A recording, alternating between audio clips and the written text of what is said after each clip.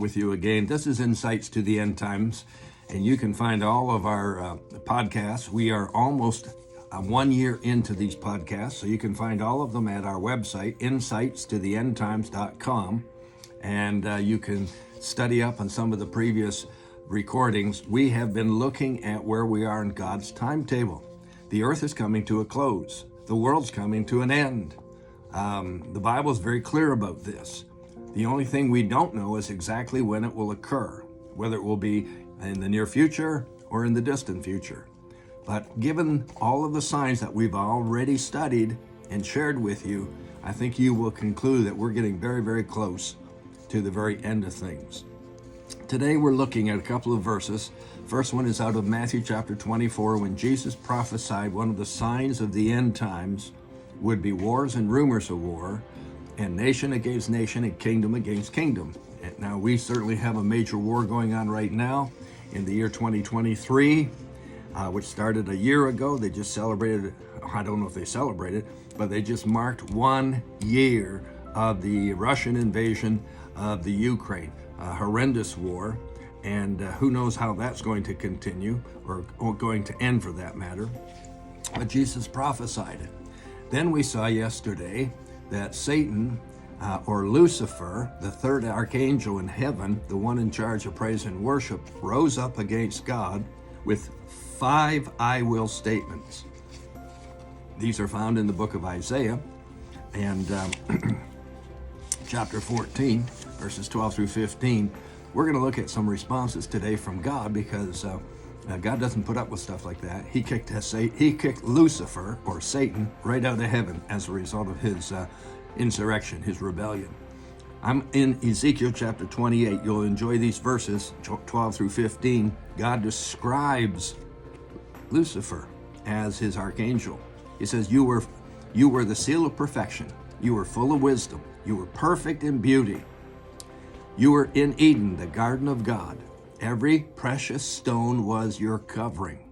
The sardius, the topaz, the diamond, the beryl, the onyx and jasper, sapphire, turquoise, and emerald with gold.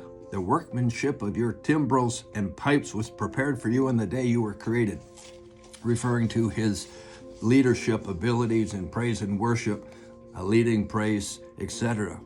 Verse 14, you were the anointed cherub who covers. I established you. You were on the holy mountain of God. You walked back and forth in the midst of the fiery stones.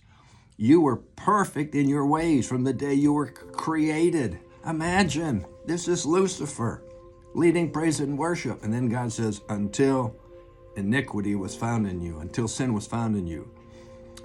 Now that iniquity is the 5 I wills of Lucifer in Isaiah chapter 14. So let's see what God's response is in this Ezekiel 28, verses 16 to 18. Listen closely. You sinned, therefore I cast you out as a profane thing. Out of the mountain of God I destroyed you, O covering cherub, from the midst of the fiery stones. Your heart was lifted up because of your because of your beauty. You corrupted your wisdom for the sake of your splendor. I cast you to the ground. I laid you before kings, that they might gaze at you. You defiled your sanctuaries by the multitude of your sins or iniquities, by the iniquity of your trading. Therefore I brought fire from your midst. It devoured you, and I turned you into ashes upon the earth in the sight of all who saw you. 5 I wills of God. Here they are again.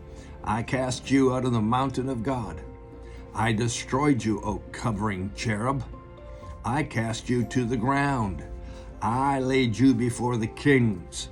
I brought fire from your midst. It devoured you. I turned your ashes.